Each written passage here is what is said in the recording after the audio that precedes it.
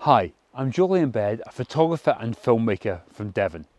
I just want to quickly tell you about my new free-to-watch 5-part video series called Discovering Dartmoor, in which I photograph and explore 24 of Dartmoor's best locations and talk to some of Dartmoor's finest ambassadors.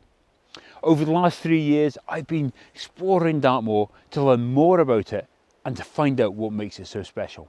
I spent over 125 hours wandering Dartmoor, walked over 370 kilometres and ascended over 10,000 metres. I've admired some of its finest views and walked to some of its most remote tours. I've discovered its ancient history, learnt about its unique geology and have met some of Dartmoor's most passionate ambassadors. Discovering Dartmoor is so much more than just another vlog. This is a 5-part documentary series featuring over 4.5 hours of content, and it's all free to watch. So why don't you join me over on my YouTube channel and let's discover Dartmoor together. Hi, good evening. Welcome to another Landscape Lenscast podcast with Paul Cunningham and, of course, Steve Stein, Darren Newhouse, Douglas, Louise Welcome, and our new addition, Sarah Kingshot. And tonight we have got a guest on tonight, another big guest, another YouTuber, and it is Julian Baird. Julian, of course, well known for his Dartmoor stuff at the moment. Very good at his photography. Of course, he does a lot of southwest England photography. So Julian's an accomplished photographer and a filmmaker based in Dartmoor. He excels in capturing breathtaking photographs and videos of Dartmoor and in the south west of England. Now, throughout his extraordinary work, Julian has not only shares his passion for the outdoors, but also instills a sense of connection and inspiration in others. On YouTube, Julian's work is really great to follow. It's very easy to enjoy in regards to picking things up very quickly. And Julian offers a valuable insights into his photography journey, showcasing various locations and shares his deep-seated love for landscape photography. His unique style, which focuses on expansive views and moorland seascapes, will inspire others to embark on their outdoor adventures. Now, Julian, of course, regards to his achievements, has been the recipient of prestigious awards, including the Scottish Landscape Photographer of the Year twice, and that was in 2018 and 2019. His work, of course, has graced the pages of renowned publications such as Outdoor Photography magazine, and furthermore, his captivating photographs of the local area. He has been featured in the Southwest Coast of Path calendar and the West Country calendars. Now, he is a proud ambassador, of course, as well for Photospeed, and has a strong working relationship with Case Filters as a UK partner. Julian calls himself a classic or traditional photographer, and you'll also, of course, find him if you will find him, you will find him, of course, in the southwest of England, and with a flask of coffee and a camera in his hand, doing what he does best, what he loves. Ladies and gentlemen, let's give you, of course, Julian Baird. Thank you. Yeah. Thank you. What an intro. Wow. I'm going to copy that. So, thank you, Julian, for coming on. Really appreciate Thank you. coming on It's to our great podcast. to be on. Thank you. And, of course, giving you your time there. So, just going to ask a question now. So, of course, one of the things I've been doing when we do these podcasts, we do a little research on guests. And I was reading Julian's website, of course, and, of course, it is clear Julian's love for outdoors began in the Highlands of Scotland during his childhood. And of course, when you did first start taking photos, Julian, what prompted you into taking photos, and then also to eventually move down south? Well, I mean, yeah, that's an interesting question. I don't have one of those traditional stories where Dad had the camera, Dad passed the camera down and took up photography, and I was off to the races. I don't have that kind of story. My journey into photography is quite long and protracted, I should say. So as a kid, I did have a camera, just like a film point and shoot, but I just take snapshots. I didn't really have an interest in photography as such. And it wasn't until I got into my 20s, early 30s, that I started doing some hill walking in Scotland. And I wouldn't say more serious, but I took a bit more of an interest in taking photographs because of the places I was going as being high up in the mountains. But actually, it wasn't until I moved down to Devon 15-something years ago that I actually took up photography seriously. And I don't remember there being a particular reason for it. I think I just bought a Nikon D80, and I just started taking pictures of the local area. So that's really it. I mean, my passion for the outdoors started in Scotland. That was a definite thing. But the photography didn't really start until I got down to Devon. But not because I'd moved down to Devon. It was just one of those things that just happened, I think. Yeah, yeah. Oh, yeah, it makes sense. Of course, and also the point of actually being in Scotland and doing the walking in the nature, etc. That's obviously what the seed that was planted in your mind to enjoy that kind of thing, Gala. Guys, you have any questions this early, of course, for Julian? I just want to say a big thank you to Julian, because he was the one that got me onto the panoramic photo speed printing. Oh, right, yeah. I think he did a video quite a while ago on that. Yeah, I did, yeah. Are you still doing a lot of printing? Actually, I did some. Oh, nice. I printed that panoramic of Hato just today, actually. So yes, the answer to that question is yes. Still doing lots of printing. Still love it. So the pictures I've got on the back of the wall there, they're kind of my work in progress pictures. So what I tend to do is I'll go out, take some photographs. I'll edit them almost straight away. We'll do a first edit, and then I'll do a quick print and put them up on the wall there. And then I'll just spend time sort of analysing and looking at them on the wall in a print, rather than trying to look at them in the screen. And then I'll maybe go back and do additional edits, and then maybe finally decide whether I'm actually going to do something with that image. So there's always prints up there, and it's constantly changing. So yeah, I use printing all the time, not just as a final output, but as a educational tool for myself as well. Am I right in saying, Julian, if I recall, you did something with Chris Sale where you had your printer in the boot of your car? yeah, that's right. Yeah. I remember that. Yeah. What was the kind of inspiration behind that one? Well, the inspiration for that was Photospeed did a series. This is quite some time ago. They did a series called Wild Printing. They took it to the next level. They had a proper generator that they took, and kind of almost a stretcher, and they took a printer out, and they went out with people like, I think it might have been Joe Cornish and Alex Neil, and they went really into the remotes and actually did photography and printing right there. And I was kind of inspired to do that. So yeah, I couldn't quite manage an AC generator. So what I just got one of those little converters for the cigarette lighters in the car. So I've got one in the boot. So I turned that, and I found that I could power the Pro 300 printer of it. So I just thought, I'll do almost a funny little video with Chris. So yeah, we went out to the Boscastle. It was, captured some photographs, went back to the boot of the car, opened it up, did some editing, and made a couple of prints. Oh, nice! That's great. Yes. And just a bit of fun. It was quite impressive, to be fair. Yeah. Not done it again since, but I would like to. I'm going to try and get Photospeed to do some more wild printing stuff, actually. Yeah, I was just saying we had Chris Sale on to the podcast in the first season. Yeah, I saw that, yeah. Really enjoyed having his company on. Really nice guy. So what we're going to do, guys, is go into the images, and after the images, we're going to just probe a little bit more into Julian, see what kind of questions we can ask him, of course, etc. So yeah, bear with me as I go into share screen. So guys, we're looking at Julian Baird shots, and some shots we've got tonight are really stunning shots, really enjoyable to look at. We had the pleasure of looking at these images before, of course, we put them onto the podcast tonight, so I'm sure you enjoy what we did. So first and foremost, Julian, you talk us through this first shot, and the name of this one is East Mill Tor. So just tell us more about this. Yeah, shot. Sure. So this is a kind of a location I kind of stumbled across, I guess, through my exploration of the northern end of Dartmoor up near Oakhampton, and I'm sure it was just me wandering about, and I happened to find it. I was looking for a new location. I shot its brother location, if you like, Westmill Tor, which is obviously just off to the west. And so I came across this location. I think I must have been out walking my dog. That must have been it. And I saw this pool of water. Now, despite it being very, very wet on Dartmoor, it can be very wet in torrential rain. Finding water, or certainly finding water in areas where you can actually make a good photograph or make a composition of it, certainly water-sided Tor, is quite rare.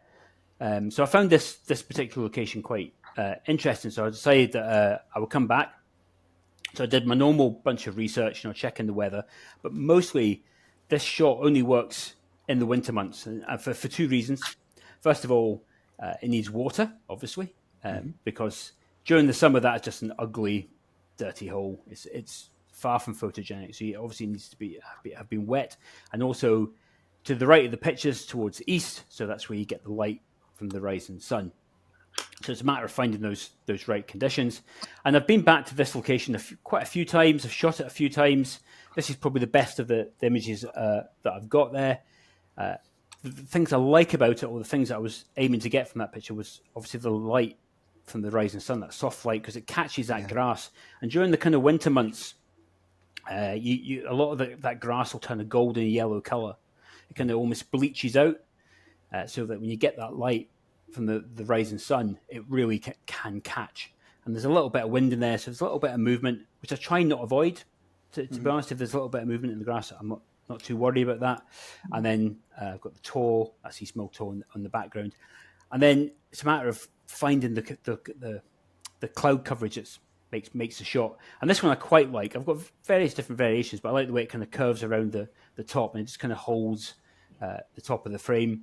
And also got to be quite careful with a polarizer in this shot as well, because that can go a little bit too inky black. But for me, it's that kind of it's the colours of the grass and that pool of water that make that quite a special location for me. What I like about it as well is right in the distance there, you've got the little pathway on the right hand side of the image, and it just makes your eyes continue on to it. It's beautiful. You've got an anchor point as well with the little puddle at the top there in the foreground, the interest in the midground as well. It's a really nice shot. Anyone else want to have a little comment on this one? I just love that water, because it's like a donut as such. You've just got that little tuft in the middle.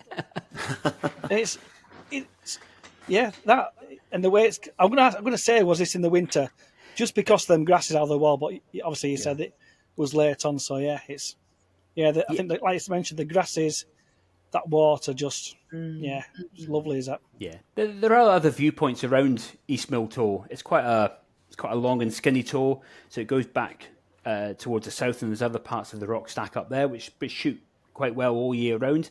But to get the water, and the trouble is off to the left, which would be the west, where the sun sets, you've actually got East Mill Tor and Yes Tor, and Yes Tor being the highest tor. I know people will write in and say it's not the highest point. It is the highest tor. High Will Hayes is the highest point. But you can argue about this till the cows come home. But anyway, there's lots of high hills there, so you don't really ever get a sunset because the light disappears. Yeah. So really it's got to be all about the sunrise.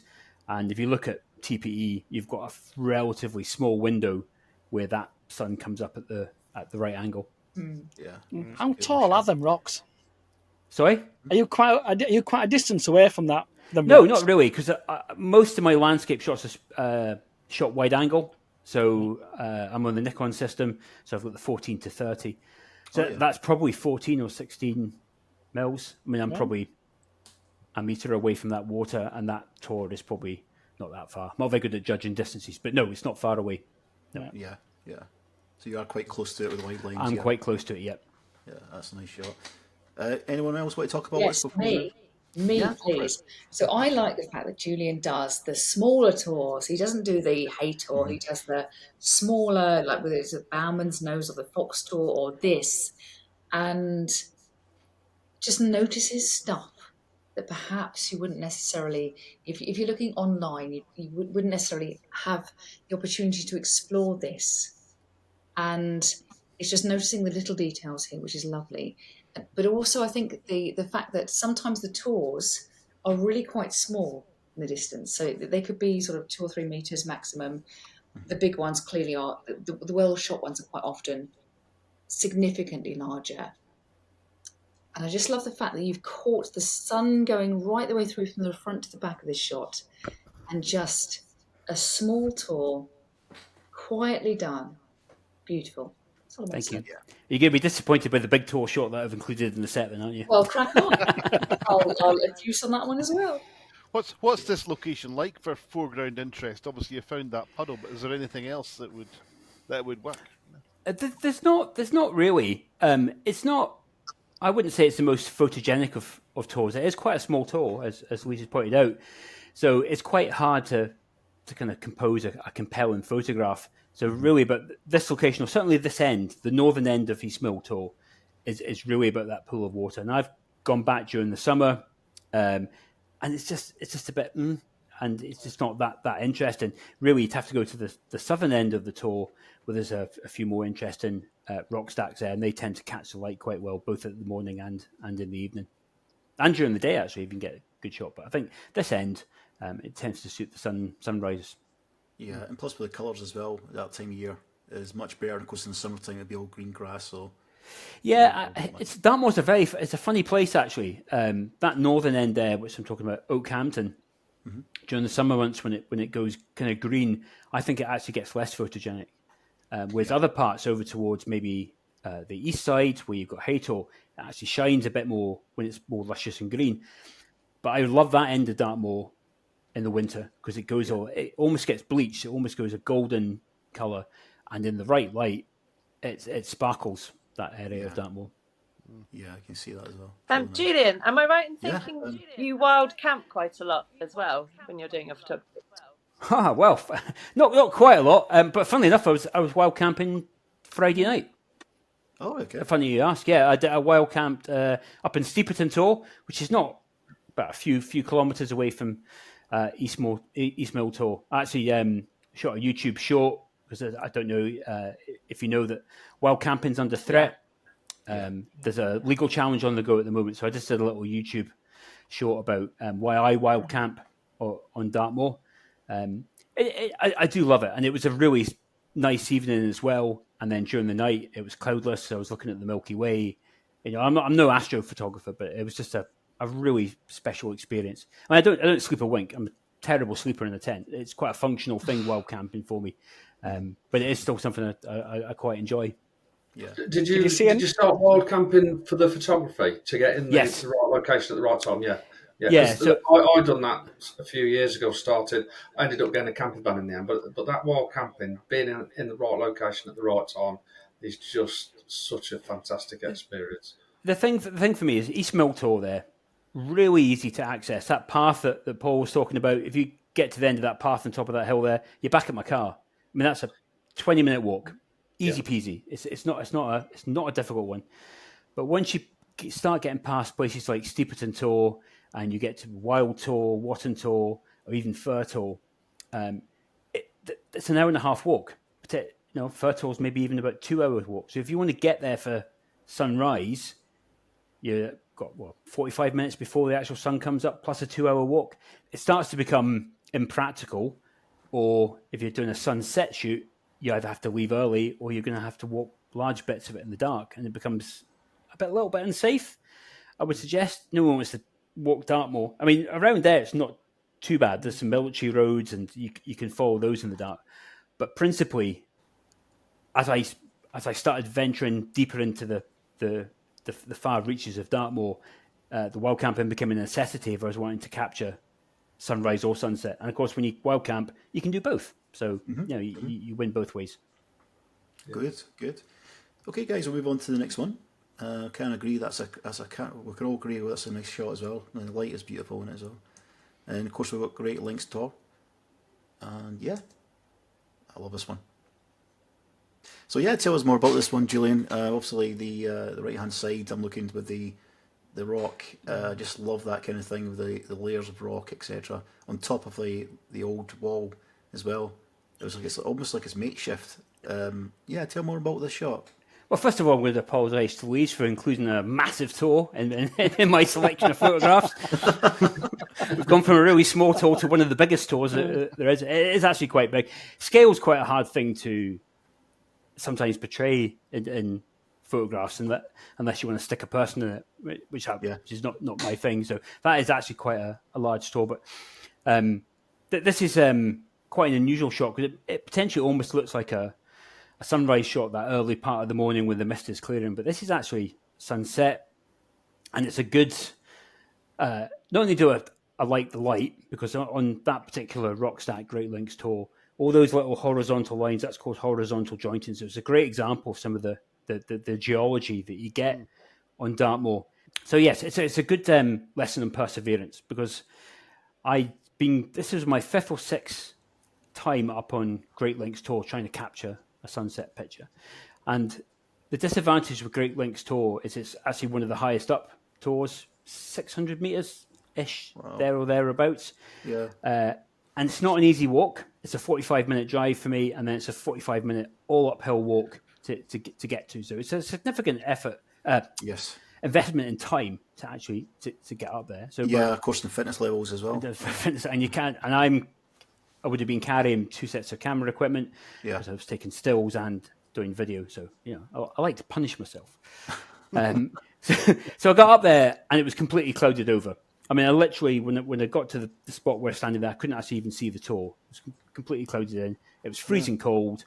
And it was one of those miserable days where you think, I'm just going to go home. And I thought, no, I'll just wait, and I'll wait a little bit longer.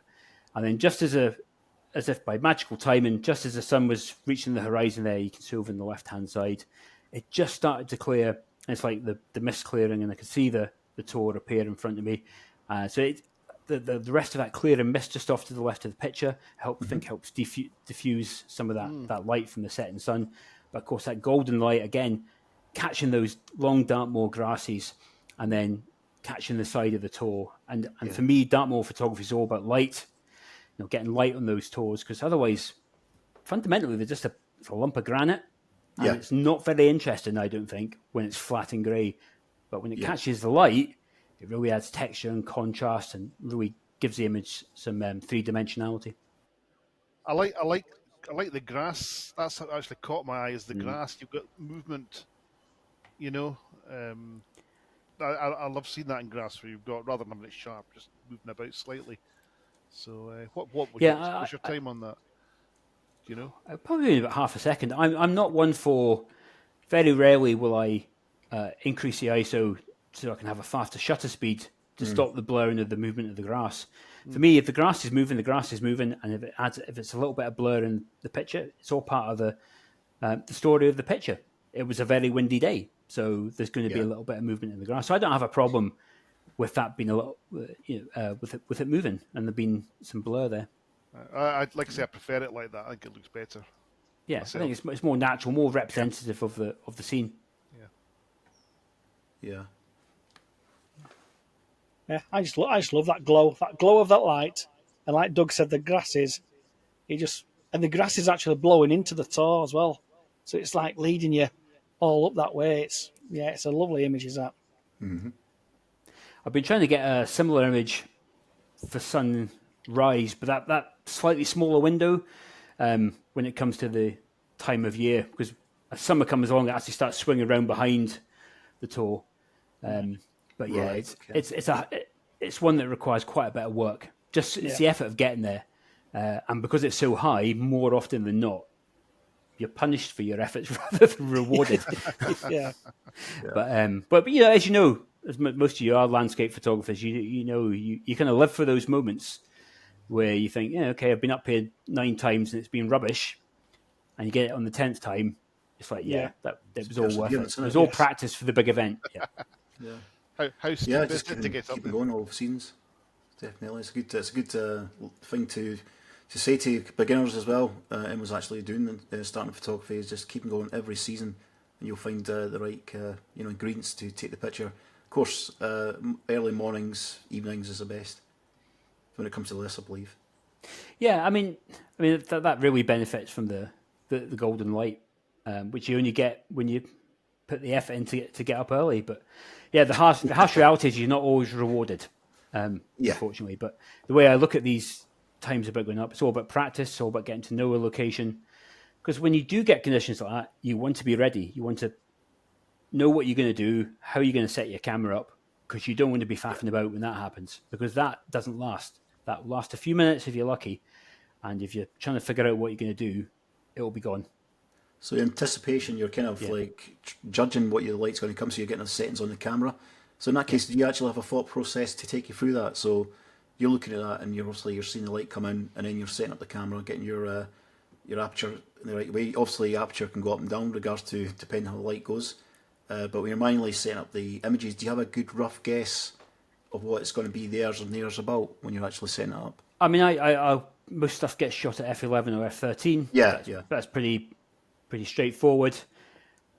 Unless there's a specific reason not to do so, I'll be shooting at ISO 64, which is the base ISO of my Nikon camera, and then I just set the shutter speed to go with the light, and that's about as complex as my camera setup gets. Yeah, it's like myself. I'll do that as well. I always try to go for the native ISO, because obviously you want to get the best out of the image.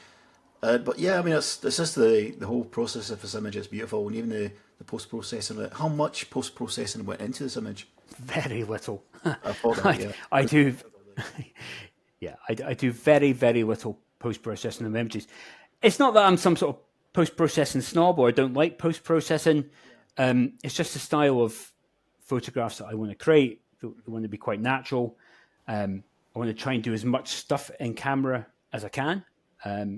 It's not about so if I can, I'll use filters or a polarizer, but I want to try and get more done in the camera. It's not about getting it right in camera. I don't like that saying, because right indicates I'm doing it one way and people are doing it the other way is wrong. That's not what's the case. It's just I have a preference to try and get as much possible captured in the camera at the point in time, so that when I get back and I get into Lightroom, I'm literally changing highlights, shadows.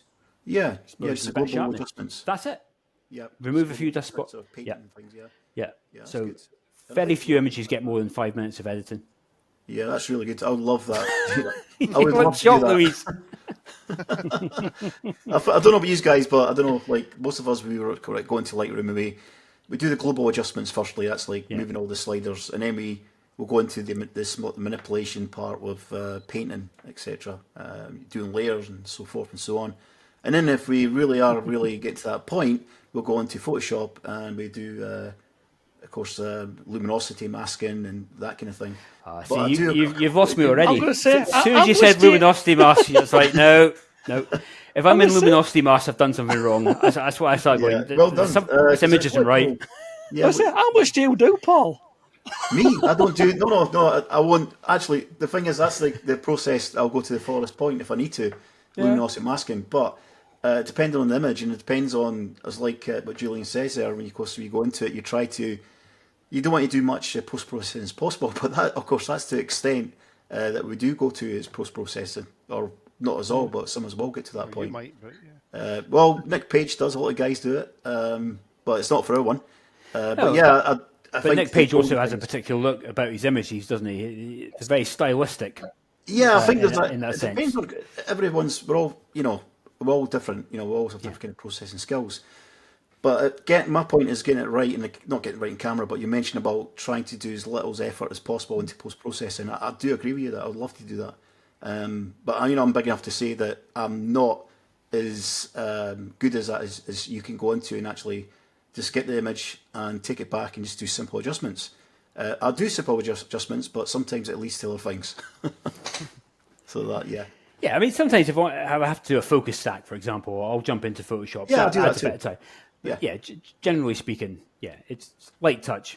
But I fully appreciate people that go to the nth detail and go really into detail for it, and they can produce absolutely stunning work. I mean, Nick's work's amazing. So, it's whatever makes you happy, isn't it?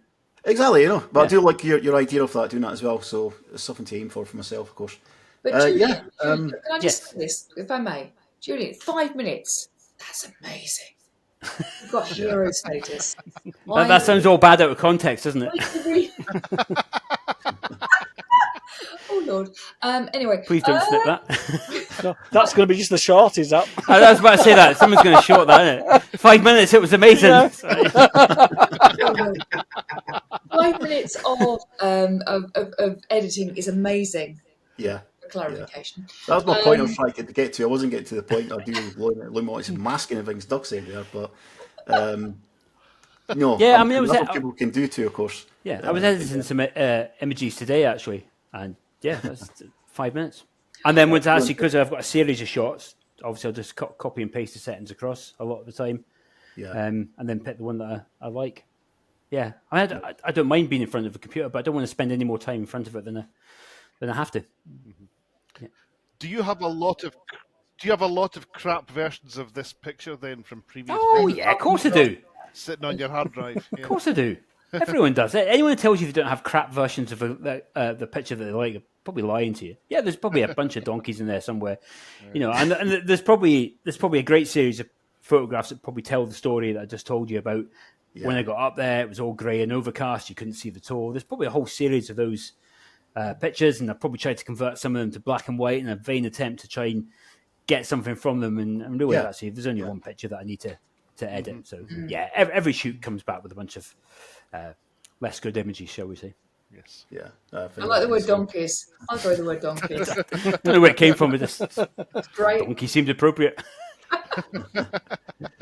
So I like your idea of your processing when you get straight back home as well, because that's what I do.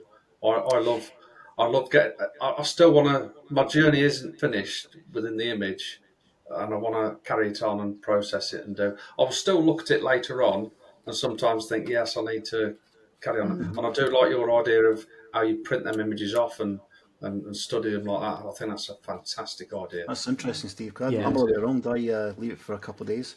Yeah, it's preconceptions, that kind of thing. But I like the preconceptions. I mean, this is not like I'm right or you're wrong. It's just, again, this is an interesting thing about coming on podcasts and speaking to other photographers is everyone's got their own different view in the way that they like to do stuff. And I like taking the picture, coming immediately home, I've stored it in my head, I saw what it looked like, I'll edit it straight away. So, that's how it looked. And then I'll print it, and then I'll hang it on the wall, put it on the wall, and I'll just leave it. Then I'll leave it to it. But I like to have that kind of base edit in there, so I can determine actually whether it's a good image or not, and actually spot all the mistakes. Yeah, because you're creating something what you've seen, and you try to get as close as possible, aren't you? Any more questions, guys? Before we move on to the next all one? This printing, Julian, does that not cost you a wee fortune? Not really, no. So you're right. people think printing's really expensive, and to a certain extent it's not, but it's all relative. I've done some talks and printing and some videos, and I looked into the cost of printing, and like a big A3, what are they? The A3 Plus. So that costs me a couple of quid to make. So that's less than a cup of coffee. Mm. I mean, it doesn't cost me. So the printer, that's your capital outlay, and your ink is expensive. Let's not get away from it. I'm not saying it's cheap. That's the bit I was thinking of, the ink. Yeah. But paper costs me more money. Paper's twice as expensive. I mean, I'm using nice photo speed paper, obviously. Yeah. But it's probably about £1.50 on ink and a couple of quid in a bit of paper. So £4 in total. Correct. I mean, you could go to Costa Coffee and you'll spend £4.50 in your Mocha Choco Waka, whatever it's called. And then Choco Waka. I drove to East Great Links Tour there in that picture. So that's a 45-minute, an hour drive. I don't know how much, and then back again. So how much did that cost me in petrol? Mm-hmm. Depreciation on the car. So printing is actually one of the cheapest things I do about my photography. Fair enough. Not one of the most expensive. So Doug, Doug, I'm saying to you, I've just sold a 15 by 15 of a place in Brighton, and that cost me to print it 27 quid. And that was like flipping heck. That's quite a lot of money to print. Then when you work it out, when you're doing all your sales, etc., I'm guessing that I don't know how much a printer costs. I'll have to look into that sometime. But what you're saying, once you've done the initial outlay, it's not bad. Yeah, I mean, I've got a Canon Pro 300, so the ink tanks in that are quite small. So I think if you've done it, and I just print mostly for fun, for my own pleasure. I think if you're going to want to actually do it commercially, the bigger Canon printers are actually better. They're bigger ink tanks, so you pay less per milliliter for the ink. But for me, and just coming home and doing a print, it only cost me a few quid, and I'm using nice paper, and it's a fantastic print. What I found with printing was if you can print at least once a week, it saves that printer having to initialize itself all the time. And when it does that, you lose a lot more ink, Louise. So if you can do a print once a week, it just keeps everything flowing, and they last a lot longer than what you actually think. Nice. Thank you. You say you use PhotoSpeed. What's your favourite paper, or you've got different favourites? I've just got use a variety. I've got a healthy stack of PhotoSpeed papers down there, but the current ones I'm using, their new matte Barita. Well, it's new, but 6 months, quite like that. NST Bright White, Platinum Barita, Smooth Cotton, and Legacy Gloss. I think are the main ones that I use. I think the ones back there, they're all. In fact, no, those top ones, that's PF Luster 310. So that's kind of a mid-range paper. So it's not one of their top end ones. It's kind of it's up from their photo paper ones. So it gives you high quality, nice thickness, but it's relatively inexpensive. And I think that one's the Platinum Barita is the one of Hato. I use that Luster quite a bit. Luster's nice. It's like a semi gloss. Semi-gloss, yeah. Yeah, it's lovely, is that? And then I tend to use the not the NST Bright White. I think it's just the NT Bright White. It's like a really dark. Yeah, it's really there's a couple of heavy variations, isn't there? Yeah. And I tend to use that for my woodland. Because then you get the texture on the bark and stuff as well. Yeah. So I tend to use like the Lusters and the gloss papers for initial prints because it tends to be a slightly cheaper paper. Yeah. And then when I'm doing something that I'm going to hang on the wall, which I do over there, then I'll probably use a matte paper. I'll probably use a heavyweight matte paper like the matte Barita or something like that. Yeah. Okay, guys, we'll move on to the next one. We've got, Tor. We're talking about black and white images earlier on, didn't we? What was the thought process behind putting it to black and white, Julian? Well, for once in my life, black and white wasn't an afterthought. For years and years and years, for shooting Dartmoor, it's always been about the light, and most of the photographs you'll see in this collection is mostly focused around light on the tour. The problem with that approach is Dartmoor's doesn't always give you the conditions that allows you to get that photograph. So actually starting to look at black and white was more born out of a frustration of not being able to go out and capture photographs the way that I wanted to capture them all the time. It was never that I was anti-black and white. I love black and white photography and people that create black and white photographs, create black and white landscape photographs. I think they're brilliant, but most of my black and white photographs prior to recently were not, shall we say, last ditch efforts, but that fall into that classic trap where it's not working. I'll try it in black and white. See what happens. Oh, actually, that works. So I was keen to try and expand my horizons a little bit by working more or doing some work in black and white. And what I found with my most recent Nikon camera, it's got a color profile or a picture style or whatever they're called in other camera worlds. I think it's called deep tone monochrome. Okay. And it's a really good preview of for that kind of dark, rich, moody black and whites. And I actually found that on days like this where you see in Yes Tour, we got that kind of, still got light, but you kind of get lots of contrast, lots of patches of light and shade. That particular camera profile really helped me visualize what a black and white image would look like. Something I wasn't able to get with some of the other black and white profiles in the camera. So it's probably why I wasn't using it as much. And now that I've got this profile on certain types of day, I'm finding switching that camera to the profile and taking black and white shots is really working for me. So this is one of the first bunch of shots that I took up on Yes Tour that morning, and it was one of those mornings where the conditions were just well suited to black and white photography, and I just quite like the moody sense that I get from this image. But there's still light, there's still patches of light in the grass, there's light in the clouds, so it's not completely flat. But I could tell at the time when I was taking the picture, yes, this is definitely black and white. Yeah, I mean the stone in the foreground, which is in the middle, you see there. I love the way it's kind of pointed into the corner almost, and it's kind of driving you out. There's something with that stone in your eyes just kind of transfixed to it, and you're kind of receding your eyes through the rest of the background. I just love how the liken's being picked up on the black and white. Yeah, that lichen on the dark stone really does pop. I like how there's leading lines going through it from left to right and through the scene. You've used the rocks to do that. I have to say, I've been to Dartmoor once, and it was really hard to get a composition because it is, quite barren. and you have these rocks. Do you have any top tips for creating compositions in Dartmoor? Yeah, Dartmoor is quite difficult to photograph. It can be quite barren with nothing to photograph, just rolling hills. And you can get a lot of rocks. And the way I tend to approach these scenes is, if you take a little bit of time, a lot of these rocks are either form triangles or leading lines, and that's the thing to keep an eye out for. And I think this is really exaggerated, particularly if you use a wide angle lens. So again, if you're using something like a 14 to 30, if you have it really wide, those rocks do start to come from the sides and point out and create these leading lines. So I'll be very close to that long, thin rock there that you see in that picture. Mm-hmm.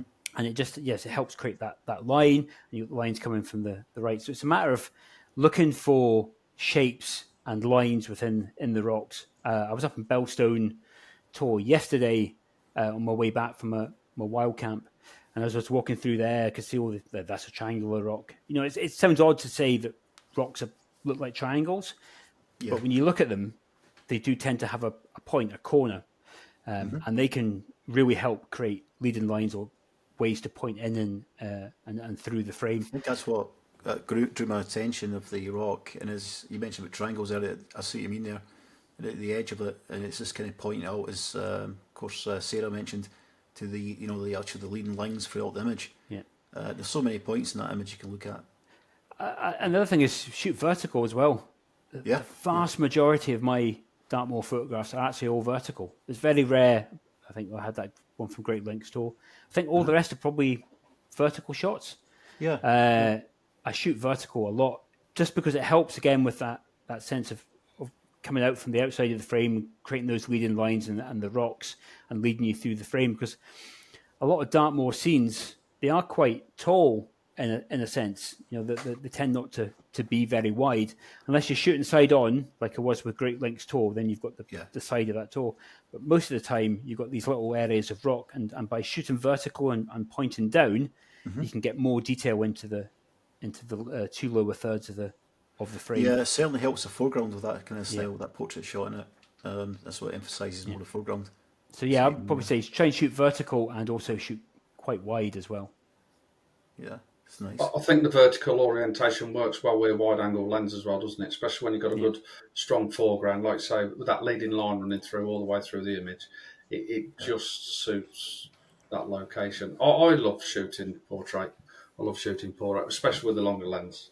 Yeah. Mm-hmm. With the wide angle, sorry. It's it just seems to suit the landscape better. Yeah. Yeah, the liking on the rocks as well, as Dan says, your eyes are just kind of just drawn to that straight away as well. Yeah, I mean, contrast. This is probably one of the few times that I did a bit more than 5 minutes of editing. So some of those bits of the lichen were actually quite bright when you convert them to black and white. There's one in the middle left.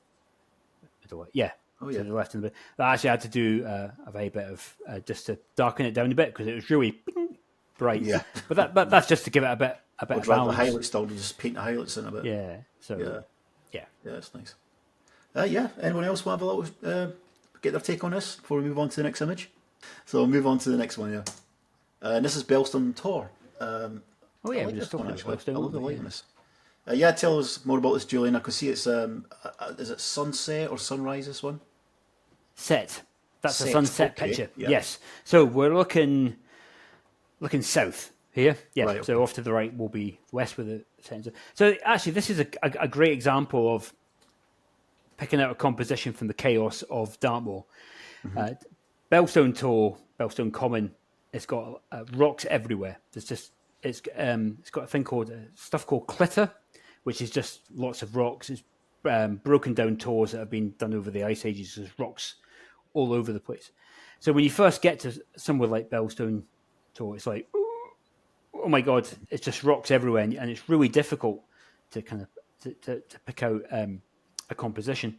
Again, I've gone vertical here because you can get a lot more into the image. But if you look at the bottom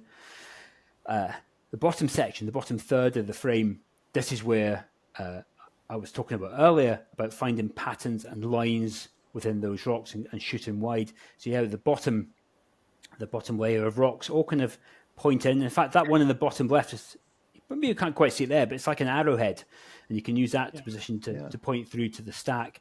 And then you've got the mid stack after that, where there's that balancing rock just up there. And then you got out into the hills. That's where Steeperton Tor was. That's where I was wild camping. And of course, you got all these patterns, these lines in the foreground, which helps lead you through the image. But again, that only works realistically if you've got a bit of light, because the light gives you the contrast and the texture, so you can actually pick out those shapes and you can see where those lines are that can help you lead you through the image. It's so important, this image, the light, as you say there, you can actually see that, how it's actually light is shown on the focal points you want to show. Yeah. And again, I would have taken a whole series of images, and I think probably picked this one not only because it's got light in the foreground, but I've actually got a nice bit of light there in the distant hills as well. Yeah, and I love you've got like the composition bang on there with the stones or rocks there just underneath the horizon there, not going over, just right on it. It's really nice. Yes, I'm going to say, did you spend a lot of time composing this just to get that middle rock just slightly above? That is a tricky. I mean, I've shot Bellstone Tor countless times, numerous times. So I know it very well. So when I go up there, I tend to know what compositions. I'm really just looking for different light and different conditions at this point in time. But yeah, it's actually a tricky one to get, because if you stand with your tripod and your camera at head height, that top of that tor literally sits on, well, it does for me at my height, sits right on the horizon line. Yeah. And of course, if you try and go down to bring it up, it really changes the lower rocks, and they become a little bit too dominant, and it's almost impossible to go higher unless you're really tall to get it down below the hills. So it's really just smidging the tripod down just a little bit just to get it just above. But it's hard to do much about that. Though I am very conscious of it being there. It's that's about as good as it gets. It just it looks like you've worked hard, because the rock on the left hand side is just on the horizon line, but that middle one just creeps above it. It just breaks that horizon, which you can tell you spent a lot of time working on this. Oh, probably not. No, it's very kind of you to say. I've never worked hard on my life. So,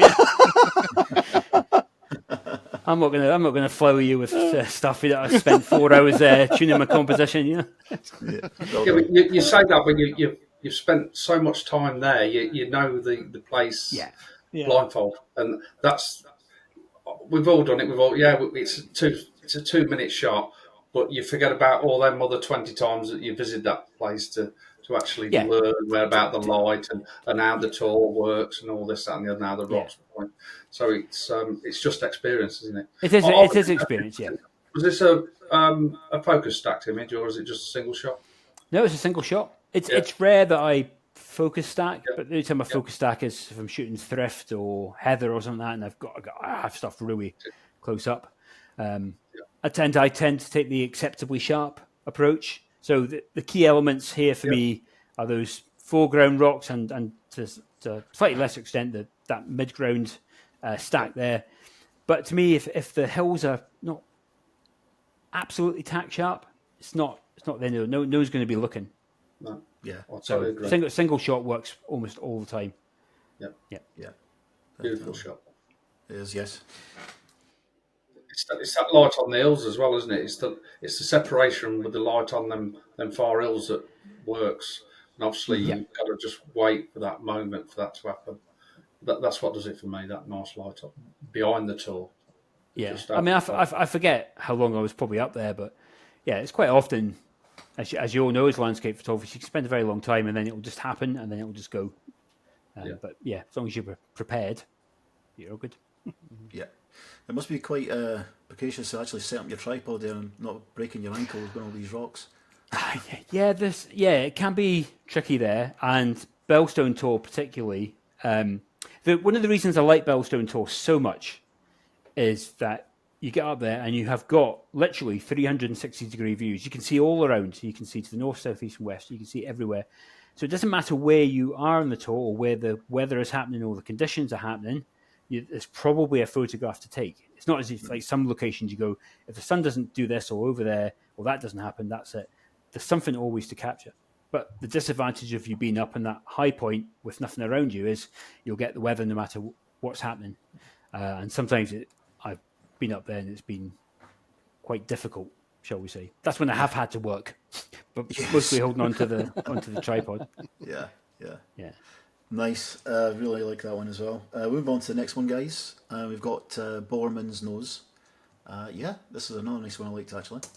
And I love the... this is more of the opposite now. It's more of the greens in it. So, this is early morning or evening. Oh, it's a very, very early morning one. So, Bowerman's Nose is probably one of the most unique tours you've got on Dartmoor. It's instantly recognisable. Apart from maybe this angle, because this is not the angle that people tend to shoot it at. They tend to shoot it at round to the left-hand side. Now, the reason this is a seasonal shot in the sense that there's a hill, where I'm standing, there's a hill behind me. So for large parts of the year, the sun rises behind the hill. Yeah. So it would be an hour or so before that comes up. So there's no way. So this is why it's green, because it's spring. Yeah. And it's only that time of year that the sun is far enough around that you actually get the light on the tour. But that could have been taken at something like 5 a.m. So that's probably a 3 a.m. alarm call. A drive, questioning your life choices, going, what am I doing? This isn't fun, hobbies are supposed to be fun. I think we've all done that from time to time. Yeah, you've all gone, what am I doing? So you have to work this. You do have to get up early for this shot.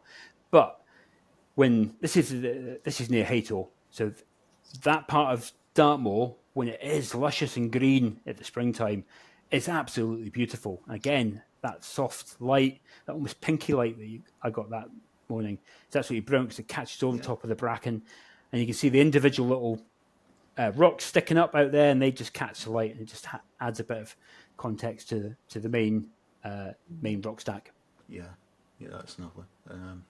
Lots of interesting shots as well to be a ride to go around. It's really nice. I'm just kind of looking into the rolling hills there and everything as well. It's really nice. Yeah, that colour in the distance. Yeah. And the light's just catching the tops of the trees and the rocks, and it's a beautiful spring morning.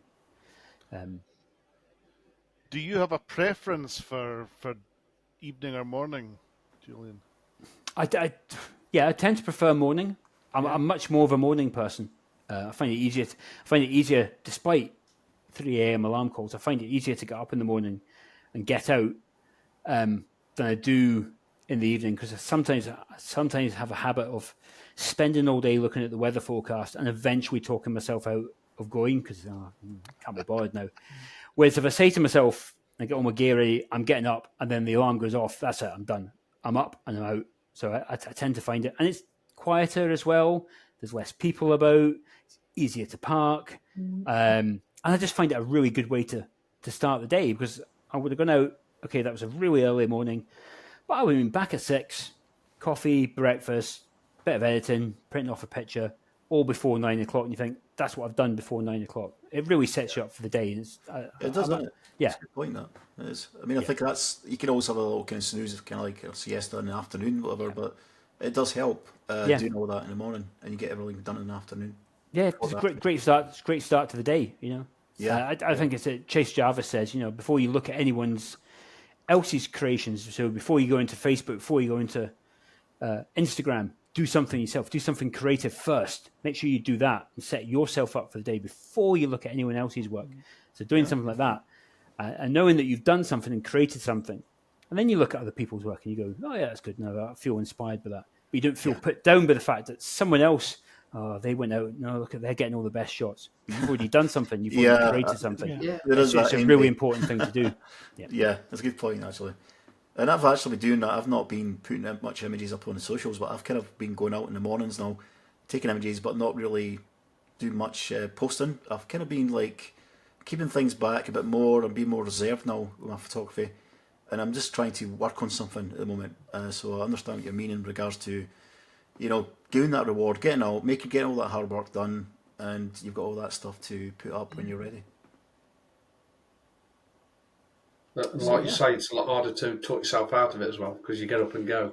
You just get up and go. Again, I've done Once that you're up myself. there, you can't move back. I've planned an evening shot and I've talked myself out of it.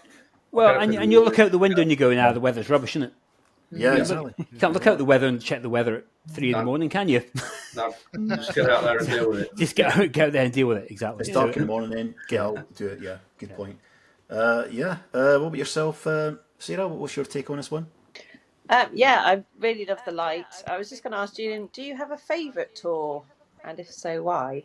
Mm-hmm. That's like asking me if I have a favourite child. Oh, dear. Do I have a favourite tour? I have favourites for different reasons. So I love Bowman's Nose just because it's quite unique, and I'm still kind of after the. No, I won't call it a perfect shot, but there's still a shot that I have in my head that I've not managed to capture. So I'm always feel inspired to go back there. I love going to Bellstone. And even though sometimes I take the same shot, same composition, it's always different, and there's always something happening up there as well. There's always some sort of varying conditions. So I kind of like that because it's easy to access and it's quite exciting. And then, if I can really, Great Links Tour is a particular favourite. But I think I have favourite tours, and depending on which area of Dartmoor it is. So if I look at North Dartmoor, it's got to be Bellstone. Eastern Edge, it's going to be either Bowerman's or maybe perhaps Ripon Tour. Don't have much in the south, and then probably along in the west, probably going to be something like Great Staple Tour. I think I really like Great Staple Tour. And does it change with the seasons as well? Your favourite ones? Absolutely. I mean, for example, Bowerman's Nose I think works best when it's green, when the ground's all green. So that's going to be a spring one. East Mill Tour, as we've discussed, definitely for me at least anyway, a winter shot. And like I said, in general, North Dartmoor I think shoots better in the winter when the grasses have kind of gone that pale colour. With this particular area, I prefer in the sort of spring and summer. So yeah, it does change, and it depends how early the sun rises as well. You feel less inclined to drive all the way around to Great Staple Tour if sun rises at 5. At least this is more my side of Dartmoor than the western edge, so I'm closer to the eastern edge. Well, I've shot this when I drove from Bantham on Christmas morning, because I hate Christmas, sorry, up to go up here, and it's a long way to park, to be fair, and there's a good old walk up, and with a traditional nose shot, so round towards the east, and I just happened to capture some very soft light. It's nothing like this. Yours is just glorious and green and with some beautiful light. Mine was just subdued mistiness. But it is such a lovely little tour. It is, and very much so. Yeah, and it's when you're approaching it from, if you go to the car park behind you, it's very much, you don't see it coming, and then you just think, crikey, that's beautiful. And it's just getting the right angle. But I've never had the light on it like this. Okay, you don't have the nose. I didn't have the greens. Yeah. The that soft light only. You have to have it during the springtime. So yeah, it's a bit more of a. I mean, the thing that I really like to do or can't do is I'd really like to photograph Dartmoor in the snow. But the problem with when it snows in Dartmoor, you can't get onto Dartmoor. No, you can't. It's really difficult. Yep. A lot of the roads shut, and it's really difficult for me to access. So I find that really frustrating when I see all the snowy pictures of people being up in Dartmoor. So yeah, that's the only thing that's probably missing, I guess, from my collection of photographs is a real proper snowy shot of Dartmoor. I've been up when it's been snow showers or there's been snow showers the night before. So you've got like a dust in the snow, but not that real thick white snow. And I've seen some cracking shots of this in the snow. Yeah, so that's a lovely image. So we'll move on to the next one, guys. And this one is called The Hidden Falls of Dartmoor, of course.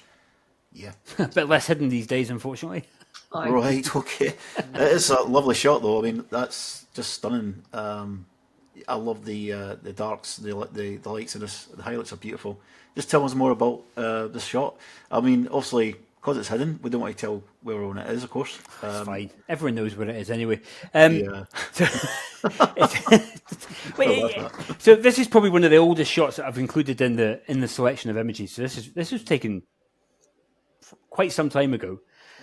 But I've never managed to get a better shot. I mean, it's quite unusual for me to do such a long exposure, but it just kind of it seemed to work for me. So it's Venford Falls, which is beside Venford Reservoir. It's not particularly difficult to find.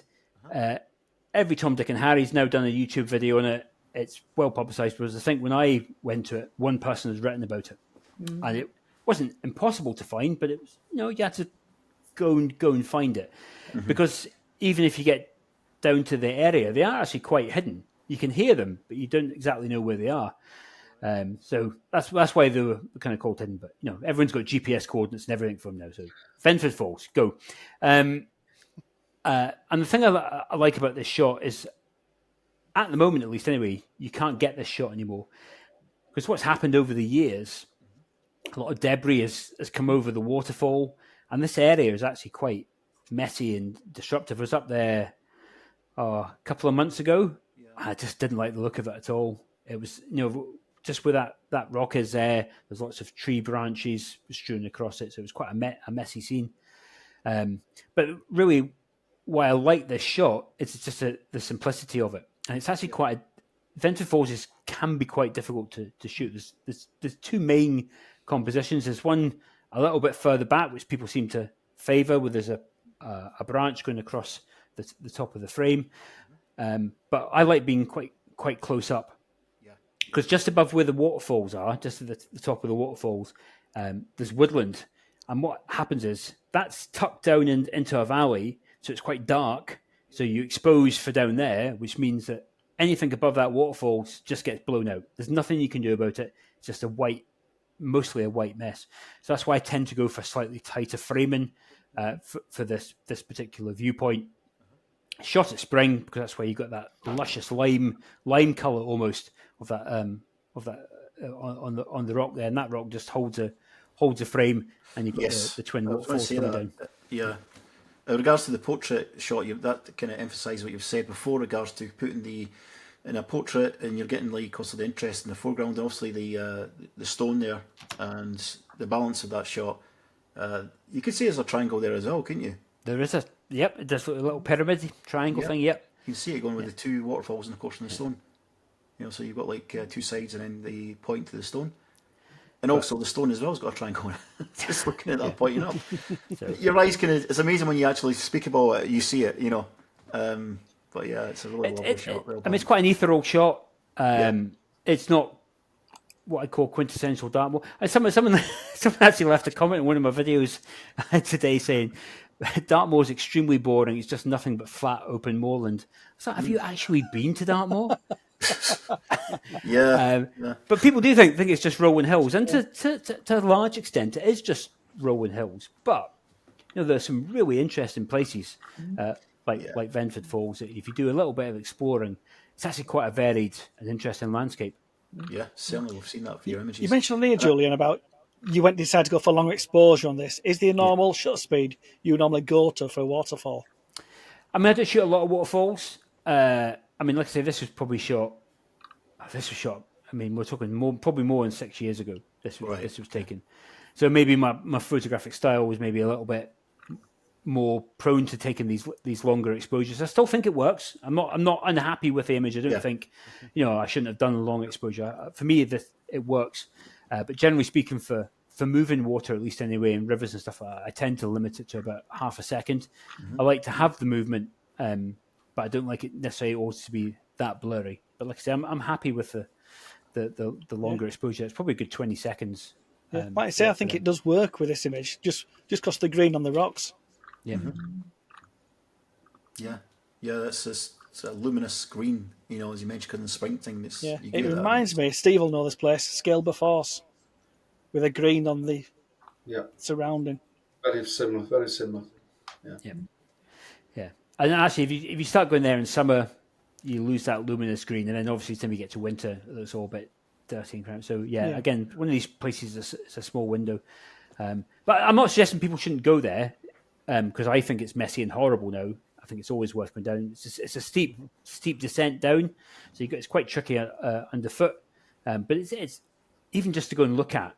It's nice to go and look at. I think it's off my list at the moment because it's far too messy at the moment. I don't see that changing particularly quickly, unfortunately. Yeah, lovely shot. Anyone else want to have any of those views on this shot and anything they like about it? So you guys don't know. Move on to the next one. So this one's Emsworthy Tor. Yeah, this is a lovely shot. I love the tree on the left-hand side balancing with the Tor itself. Ooh, yeah.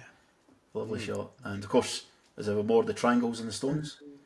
Yeah. Another great example of shapes and triangles. Yeah, so you got that triangle there in the bottom right-hand corner. It's just obviously catching the light, which leads you out to the next triangle, and then you've got the undulations of the ground, which you can't see unless you've got that light. So again, it's all about the light, because when you get that light, you can see all the lumps and the bumps. Yeah. So this is Emsworthy Tor. This is the Tor that my logo is based on from the other side. So the tree would be the other way, and the rock would be the other side. Right. Unfortunately, that tree, hopefully, it's just natural damage, but it's lost a lot of its shape. So that kind of angle bit that comes off to the left there, bit of that's been lost. So you don't get it's not quite got that distinctive shape anymore, which is really unfortunate. But yeah, I mean, again, vertical shot, so I can get all these rocks in, and they've got lots of nice, interesting patterns and shapes and texture and bits on them. And again, like I say, it leads out to the Tor. Sort of reasonably interesting sky as well. Yeah, sky's beautiful as well. There's a lot of drama in the sky. Really nice. Is that heather in the foreground as well? It could be, but too early for it to be purple. Yeah, too early for purple. Jules is Ertz. Sorry, Louise. Jules is Ertz. Right. So you know the blueberry type things. It's Ertz. Oh yeah. So when you go in about now really. It's not heather. It's beautiful, kind of purple berries that if you're there, you can eat, and they're beautifully. Oh, I have heard of those. Yeah. Sorry, that's what my husband calls it. He's from here, so lovely. You've been watching Willy Wonka, haven't you? Oh, yeah. It's interesting because I have tried this shot. Correction, I've tried to the left of this shot, the traditional view, Jules. Yeah, and I have managed to cock it up every single time because I go on the rock to the left and below, and it's blooming rubbish. And I've never, ever thought, as you say, the light has to be there and you then see it open up to you. I've never, ever thought, this, by the way, is very near a very big Tor, just saying. Yeah, the big one. The big one. I've never thought to actually shoot it from this angle because I've never had the light, because I've always gone for it in opposite direction. Love this, and eat the Ertz. They're lovely. Yeah, but pre-visualization in Dartmoor is quite tricky. I wrote about. I was writing one of my blog posts today. Actually, I was talking about pre-visualization because I'd been up to, I think it was Honeybag Tor, and I was up there shooting the heather, and I was really struggling, and I didn't know Honeybag particularly well, and I just couldn't see any shots. And then the sun came out, and the light, and just all of a sudden it was like, ooh, absolutely, there it all was there. I can see it all now. And I, if you don't know, going up to Bellstone's easy for me because I know what it looks like when the light's right. But when you don't know what it's like in really good light, it's actually quite hard to pick out because, like I talk about those undulations in the ground there, just in front of the tree. Yeah. You don't really notice those very much until you've got light and contrast on them. So, and I think this is again vertical framing really works because if you've got a horizontal frame, you lose a lot of that interest in the middle, and actually down to the right of that Tor, the hill just drops off actually, and there's nothing there, and there's not much to the left either. So really, that vertical orientation works quite well, as it does for a lot of Dartmoor viewpoints. Yeah, it is. Are those rocks? They look like they've been laid down like by prehistoric man or something, but I take it they're natural formation. Do you know what I mean? It's just because they're kind of laid out like that. You can't see my hands, but kind of like that, all in a row almost, Yeah. But that's entirely no, so it's all natural. Of course, there are lots of prehistoric sites on Dartmoor where you will see standing stones, some of them over 2 meters high, lots of stone circles as well. So man has been busy up there, but no, this is all natural. Yeah, I've noticed in your images that you like the side light. Is that something conscious when you're going out there shooting? Because all your images have got beautiful side light. Absolutely, yeah. That's what I'm always looking for, side light, and that's one of and because it can be quite frustrating when you don't get it, and it can be quite rare. Obviously, you're seeing a compressed snapshot of years worth of work here. You think every time I go out, I get side light. That's not the case, as you can well imagine. That one of the reasons why I'm looking at the black and white with that side lighting is slightly less critical. Still important to give the rocks some contrast. But yeah, the side lighting for me. Otherwise, these are just lumps of granite. Let's be honest. You know, they can be interesting to look at when you're there and touch and have a look at, and you get a sense of what they are. But to photograph without that side light, you know, just a bunch of rocks sometimes. And there are photographers out there who are very, very good at photographing Dartmoor in horrible conditions, and they can make some really compelling photographs. But for me, it's always been about the light on Dartmoor. Yeah, it certainly is, and that's what you've portrayed in these images. Beautiful. Yeah, so we'll move on to the next one, guys, and we've seen some astonishing shots so far. Really enjoying this. So this one's Grimspound. Grimspound, is that how you pronounce it? Grimspound, yep. Yep. So this one, I like this one, and I can see almost like a ruin or circle of crop of stones or some kind, old farmland. Yeah. So this is an interesting shot for a couple of reasons, because up until maybe a couple of years ago, you wouldn't have ever seen me at Grimspound. So Grimspound is one of Dartmoor's most prominent archaeological prehistoric Bronze Age.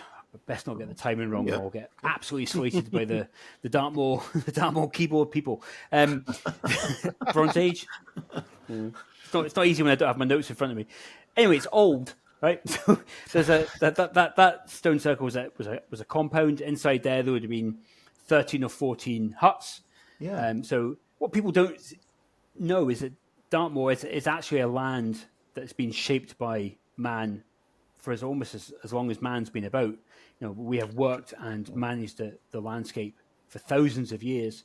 Yeah. So people have populated it and worked off and lived off the land. And that stone circle, it's a bit more than a stone circle. It's about a couple of meters thick.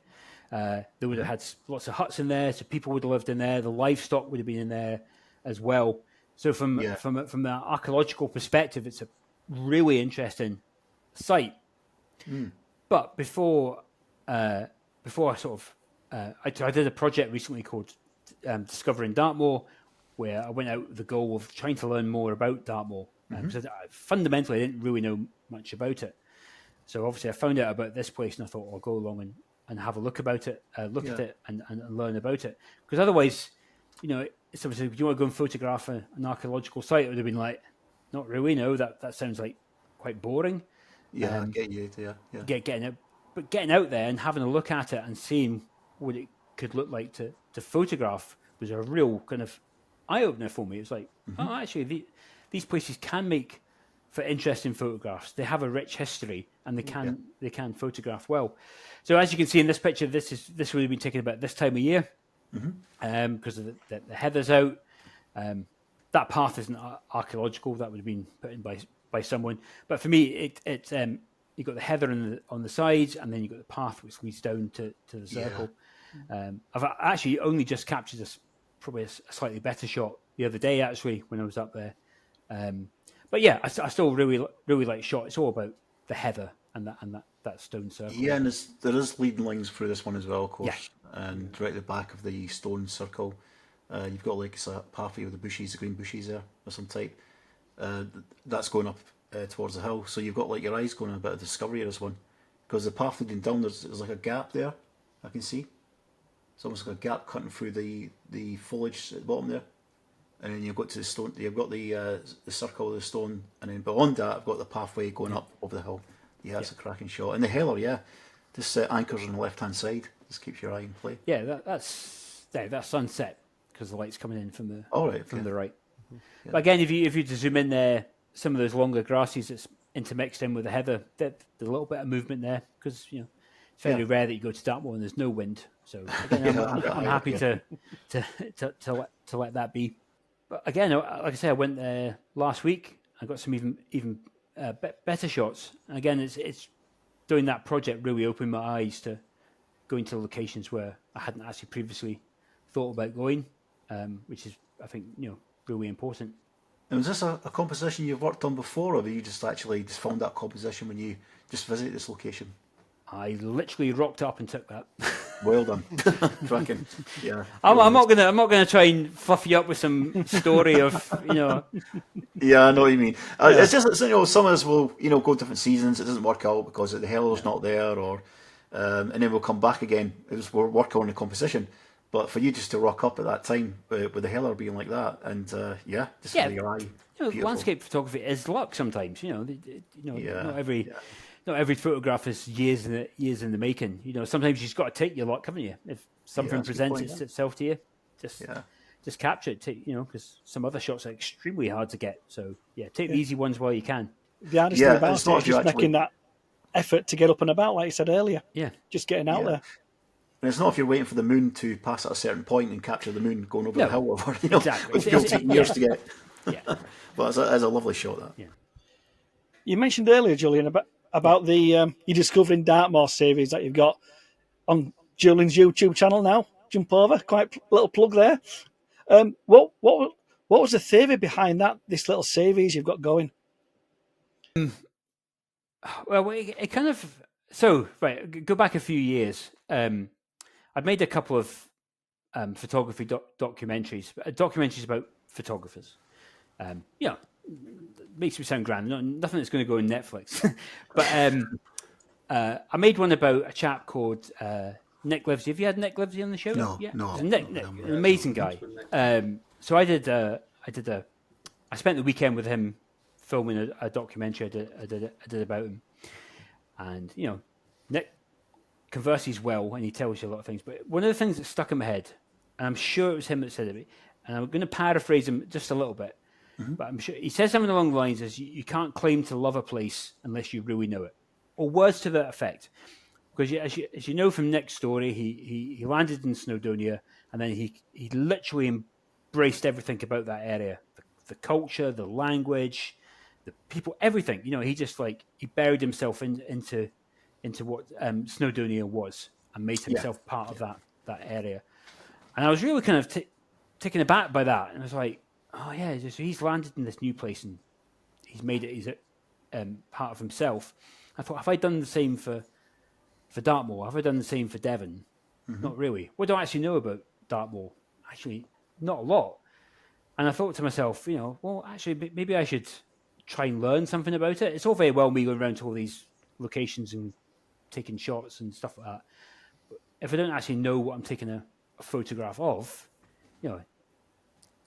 could I add more meaning to my photographs? Could it mean, even if it doesn't add more meaning to the photographs that people see, it will add more meaning to myself.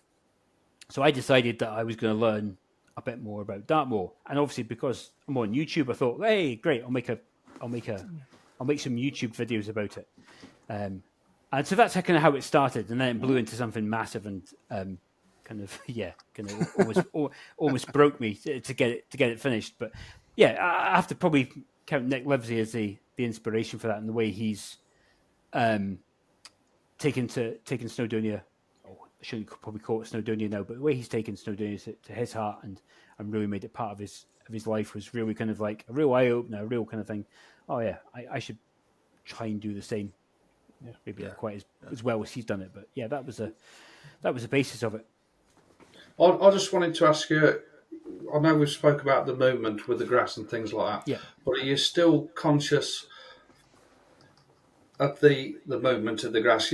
So you're still getting that shutter speed to get that movement just how you like it, or if it's blowing an absolute hoolie, as the you up north say, do you adjust the shutter speed for that still, but still try and capture that movement, or do you just let it happen?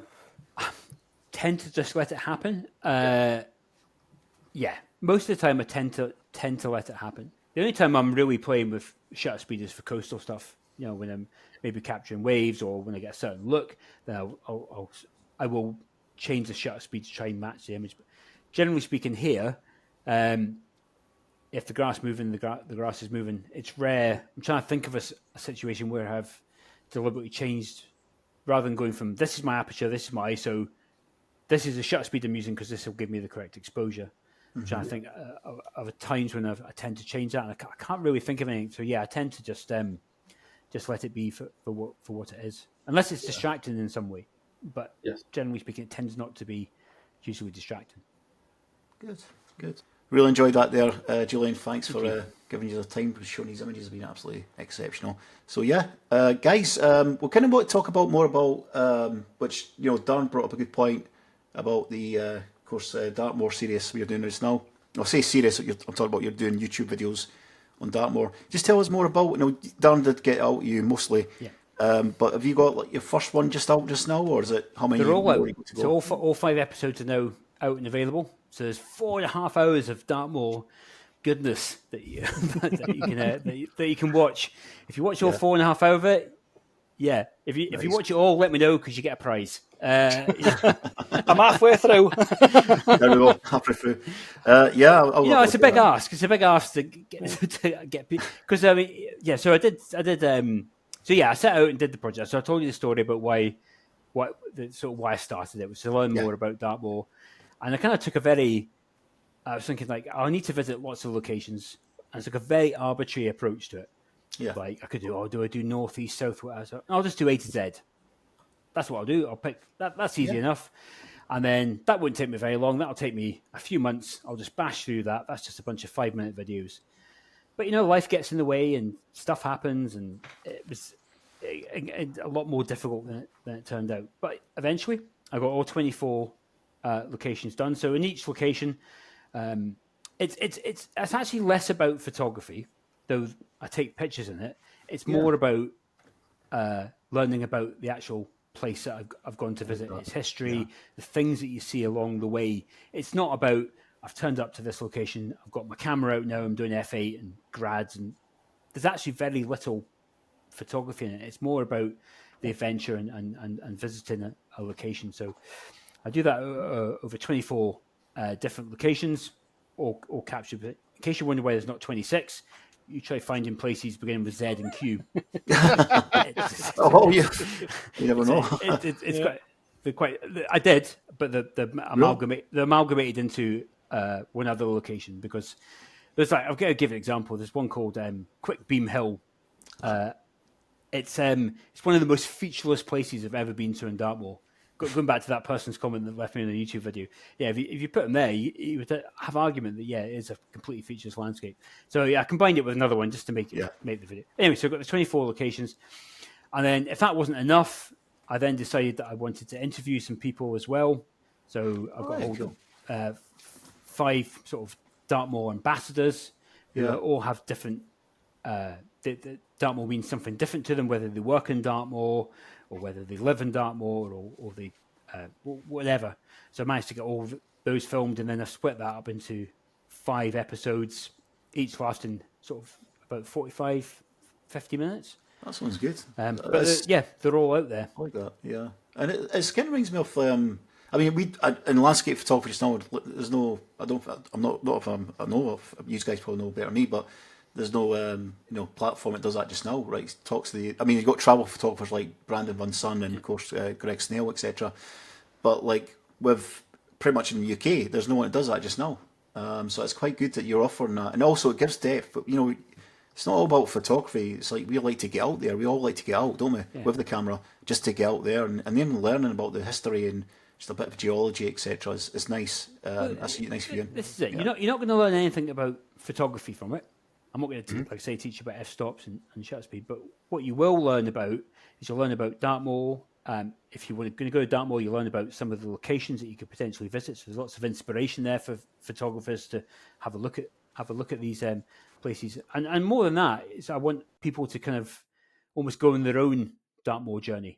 So even if you don't live in Dartmoor, I want people to be inspired to learn a bit more about their own local area rather than just going to take photographs. What about the history, the culture, the language? If it's got its own language, just to try and inspire people to learn a little bit more about the places that they love to photograph. Yeah. That's it's interesting. I like that, and because I'm big into history myself, etc., and also learn about cultures in different countries and things. Although this is more about in the UK, of course, but I like that. So I'll be watching it. I didn't see the first one, so I'll have to watch. So thanks, and guys, you've heard that. Just go up, look up to Julian Baird's of course YouTube channel, and you'll see his current series on Dartmoor just now. And get a cuppa, enjoy. Get a cuppa and strap in, yep. How often do you get back up to Scotland, Julian? A bit more frequently these days. So I'm going up again in October. I've already been up a couple of times this year. I went up during the summer. My sister still lives up there. I took all the camera gear. In fact, I was up for 3 weeks. Took all the camera gear. Never used it once. Completely lost all motivation. So, as you know... Did you have a good holiday? It's very I had an amazing holiday. It was great. But you know what the problem is, right? Summer, sun rises at 4, sun sets at 10:30. So, you can't face getting up in the morning because it's even early for me. It's like, I can't be bothered. And then you spend all day, and then the time we get 6 o'clock comes around, the wine gets open. And so, like, evenings is gone, and then because you've had wine that evening, you then definitely can't be bothered getting up the next day, and that went on for 3 weeks. So it's like so it's a continuous circle of the same thing. Yeah, I get you. Please don't, I've done this Discovering Dartmoor series. You've seen all these pictures where I've talked about getting up, but I'm as lazy as everybody else sometimes. So don't beat yourself up if you're not getting out with the camera. Sometimes it's just important to have a holiday and just not think about photography, and that's what I needed. I just needed the holiday, and I took it as a kind of safety blanket in case, I thought I need to have it just in case I want to take a picture. I didn't, and I'm absolutely fine with that. Yeah, and in regards to Scotland itself, I mean, you obviously go back up to. I mean, what part of the Highlands did you originally from? The West Highlands, Oban. Oh yeah, Oban. Yeah. So actually not far from everyone's favourite castle in the water, Kilchurn Castle. Yeah. Most photographed one, almost. I think. Yep. Don't know if it's the most photographed one, but it's up there. Probably Castle Stalker, more likely. Castle Stalker, I think. Yeah. Or as I should say, it should be. I think it's supposed to be pronounced Kilchurn, not Kilchurn. I got slated by someone in the YouTube comments for that. Oh, you'll get them. You do get them. How can you claim to come from that area and you can't even pronounce the name of the castle? Oh. These people just live in a little kind of room somewhere with lots of books and. Yeah. He's probably. I mean, the worst thing is he's right. It probably is pronounced Kilchurn Castle. Yeah. I'm not going to. It's more like Kilchurn or something like that. Probably even So even I probably got that bit wrong as well. But, you gotta love the YouTube comments. We all do. We get plenty of them, don't we? Oh yeah, but 99% of the time, people are lovely and it's amazing and it's great and it's a great way to interact with people. But just every now and again, you're just like, my favourite response is not to get angry. It's just to be completely passive aggressive. Exactly. Sometimes you leave it hanging. Thank you for your kind comment. I hope the rest of the video was like something benign like that, because that just really shuts them up. I did the video on the GFX, the Fujifilm GFX, and I basically said, whatever. I'm paraphrasing my own video there. This guy sent me this. It must have been about 7 or 8 paragraphs of text about why I was wrong and about why the GFX was the most amazing camera. And I read it and I went, it doesn't sound natural. So I literally copied the first paragraph and put it in Google, and he copied his comment from a review on, I think it was Petapix or something like that. I was like, mate. If you're going to insult me, do it properly. Put the effort in, mate. Put the effort in. Wikipedia. What's next for Julian now? I mean, obviously you've just done that series on Dartmoor, and I presume are you going to go back to that kind of thing? Is this something that if it see how it works out, if it works out well, are you going to do something more on this? I mean, it has worked out well. I mean, the response I've got from it has been really good, really positive from lots of different people as well, from fellow professional photographers, from people that dislike Dartmoor. I always love hearing from people that live in Dartmoor, and they'll say, I've lived in Dartmoor, I've been going to Dartmoor for years and years, and I didn't know that. So it's really nice. So I mean, I think for me the series has been a success. It was always a personal project anyway. It's all about me learning about Dartmoor, but the fact that other people like it's good. So that's been really rewarding. However, it was an absolute killer to do. It was really difficult. It's very time consuming. It's only because I've got this doggedness to once I start something, I have to finish it. That I finished it, because I could have quite easily given up several times. It was extremely hard work, and even every time I got to the last bit or the last percentage, oh, I've only got this bit to do now, that last task, and then you expand it out into its subtasks. All these things to do. It's just it was a nightmare. So it took a lot out of me, even though I'm very proud of it. It took a lot out of me. So I'm taking a little bit, taking a little step back from YouTube and videoing at the moment. I'm not going away from it. I haven't made a video saying I'm leaving YouTube. I'm not done one of those. The classic, thumbnail that I'm leaving I quit. YouTube. I quit YouTube. I quit. I'm not doing any of that rubbish. Just taking a little break from the video, because I've changed mine. Yeah, he just quit. Darren and Steve, they post. I don't know if do you post about 2 videos a week? These 2 guys. No, it's almost like I don't know. Maybe it's in my mind, but you guys post. It's like almost once a week. Yeah, you guys know how hard work it is, even to create like a short 5-minute video. How much work it requires. So you can extrapolate that out to 4.5 hours. So it's taken a lot out of me. Like I said, I'm very proud of it. So I'm just taking a little step back from video. We'll pick that up again, and I'm just really focusing on photography at the moment. I'm just going out with the camera, and it's actually quite nice. It's quite nice not having to take 2 camera systems and 2 tripods, and just going out not with the sense that I have to create something, that I've got something I need to do. There's a video that I need to create, or something I need to do, and actually just going out and having a wander about, and actually not getting upset when they don't get a picture. So at the moment, I'm just kind of rediscovering my own photography. I'm still writing about it, so I'm still posting on my blog, but it's a lot easier to write about stuff retrospectively. And then we'll see what happens, and then I'll pick the video up again soon. But no big projects planned. Yeah, just you enjoy your books, photography books. Oh, I love my books, and that's what I love watching with your channel. Something with yourself, you actually thought about? Well, of course, with regards to Dartmoor, on the back of that, would you actually do a book on that or anything? I probably would. I mean, I did a very small zine for the Discovering Dartmoor project, which is just a soft cover book with the 55 photographs that I captured in it. But I don't feel yet I ever have a big enough portfolio of images or images that I would consider putting into a book, or I don't have enough images to have a book on a theme or a particular focus. I mean, the perfect person to use as an example of that would be Alex Neil.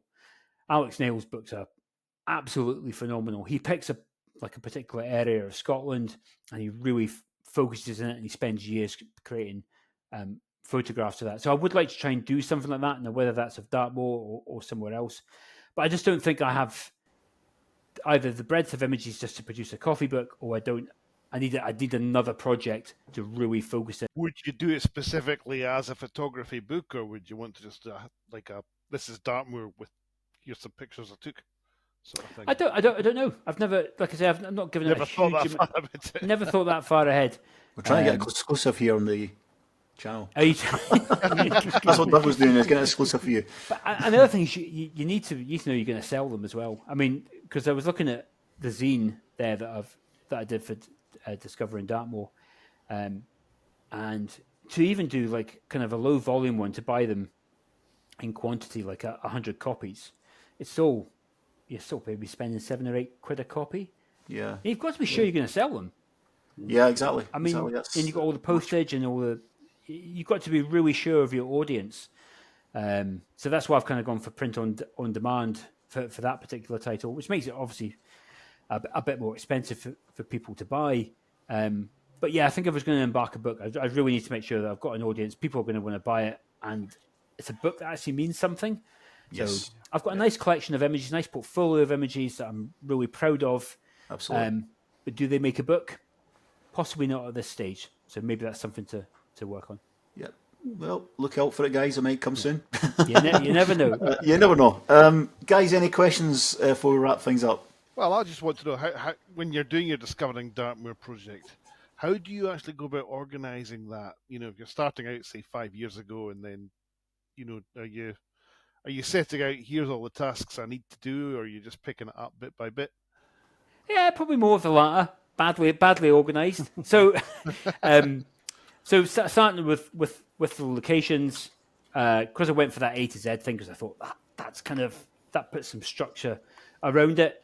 I read a couple of books. One of the people that I interviewed in the Discovering Dartmoor series, a very nice person called Josephine Collingwood. She's written a couple of books in Dartmoor. One of them called the Dartmoor Tours Compendium. Anyone wants a Bible of Dartmoor Tours, that is the one to get. It's absolutely amazing book. But she's got auto. So I basically went through a lot of that book, picking out the tours. I wrote them in a big list. And then what I do is I do some research into each of the locations, either from her book or on the internet, try and find out what's in or around it, what are the interesting facts, all that kind of stuff. So I write all the notes and then write my shot list and then go out and film it or go out and recce it first. Because quite often, I might have had 24 locations, but I probably visited some of them 3-4 times, maybe. Bad weather, or you go to a location that's rubbish. So you do that, get that structure, and you repeat that 24 times. And then you've got all the interviews in between. So, yeah, it's a lot of it was, I didn't fully plan it out from start to finish. I took the first bit, did the next bit, then the next bit, then the next bit, and then expanded those tasks out. So I think if I'd actually sat down and worked out actually how long it was going to take me in real terms and everything that I had to do, if I wrote that down, I'd never have started. Because what I know now would have been enough to put me off. Yeah. Because it's a lot to do, just because it was literally just me.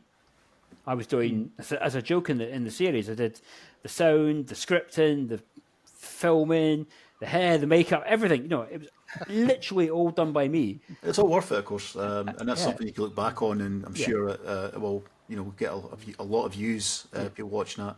For the year it should be timeless, hopefully. People should. That's it, of course, and it's predominantly just based on Dartmoor, isn't it? So, I'm looking to have a look at myself. So, yeah. I think if people, sorry, I was going to say, if people want to start a project, don't do a big one like that. Yeah. I was going to ask, you've just said you want to sort of concentrate on your photography a bit. Is the photography your passion, or is it the videography, or is it a bit of both? And does the video work get in the way of your photography? It's a bit of both. Do you know what it's funny. I like being out on location and shooting photographs. Less keen about the post processing afterwards. But I'm quite not so keen on shooting video when I'm out, particularly when it's myself, because it does add an extra element of stress. You're trying to remember stuff to talk about. So I do find filming on location quite stressful. It does add a layer of stress, but differently from photograph. When I get back home and I'm editing the video, I really enjoy that process. I enjoy the editing process of it and building a story and putting the titles in and the music, and it's like editing a raw picture. It starts to come to life. So I like them for different reasons, but I enjoy both of them equally as much. And I think some of the things I'll probably try and do in the future is I'll try and do some more video specific projects that maybe for other people as well. So yeah, video is still a big part of what I do and what I enjoy. I just might not be doing any sort of YouTube stuff for a little bit. Yeah, it's all right. So what other work you put into your recent project? Why not? And just join a bit of relaxation to photographing. Anybody else with questions before we go? We're all good. Yeah. All good. We've enjoyed it really much. Thanks, Julian, and thanks for giving your time as well. Because I know you've been for the fantastic time. You're a great bunch of guys. So I've really enjoyed chatting to you. Thank you ever so much for inviting me. It's a real pleasure. We have been chasing you for a while to get hold of you. I'm glad we're eventually. Well, like I say, it was all to do with that. I needed to get Discovering Dartmoor done, because obviously I wanted to talk about it. But it was just everything was bearing down on me on that project, and I had very little kind of headroom to kind of think about doing anything else. I was like, I need to get this done. I need to finish this. So apologies, it's taken a while, but I just need to get into the right headspace and clear the diary a little bit. Anyway, I've got to confess, I've never been to Dartmoor, and you've inspired me to go down there. It's I know it's very Peak District like, so I end up going to the Peak District. It looks so similar. When you were describing that first image, when you hardly get any water up on the moors and things like that. And again, the rock formations are so similar. But I'm always going for that mood in them places, and you've totally changed my thought on the photography when I go up. I was actually up there Wednesday, and I'm waiting for mood and drama in the sky and all this, and I'm seeing all this lovely light that you've captured, and you've totally changed the way I'm going to photograph the Peak District. Oh, thank you. And I'm definitely going to be going down to Dartmoor, definitely. Good man. Give me a shout when you come down then. I will do, definitely. So, all of you, actually, if any of you come down the way. Thank you. Appreciate that. We've got open invitation to take you out. I'll bore you to tears. You may Dartmoor regret history and geology. you may regret saying that. You come down quite frequently. So, my new best friend. I'll tell you all about horizontal jointing. You'll love it. There, guys. How big's your driveway for all these camper vans coming down? It's going to be a busy time, isn't it? Thanks, guys, for watching our Landscape Lenscast podcast, and with our exceptional guest tonight, Julian Baird. And get across to his channel if you've got much time tonight after watching this. Have a look at his work, and also watch his Dartmoor series, which we have been talking about, of course, in great length. There will be links below the video, of course, regards to Julian's work, and also more about Julian himself. You can read about him. And we will put his all the usual suspects like Insta and so forth underneath as well. So please check out his work. And first and foremost, look on his channel. If you haven't subscribed already, what have you been doing? Get across there. Please have a look at his new Dartmoor series, which I'm going to do. Watch the rest of it now. So thank you, guys. Guys, thanks for coming on tonight. Usual, Steve, Darren, Douglas, Louise, and Sarah, our latest addition. Thanks again for coming on. You guys are the backbone of this, as I always say. And Julian, thank you for coming on. It's been well off the weight chasing you. We got you, but we were really happy you came on. So thank you for getting up the time. Thank you so much. Okay, so guys, good night. Have a good evening. Take care. Cheers, guys. Thanks again. Thanks again.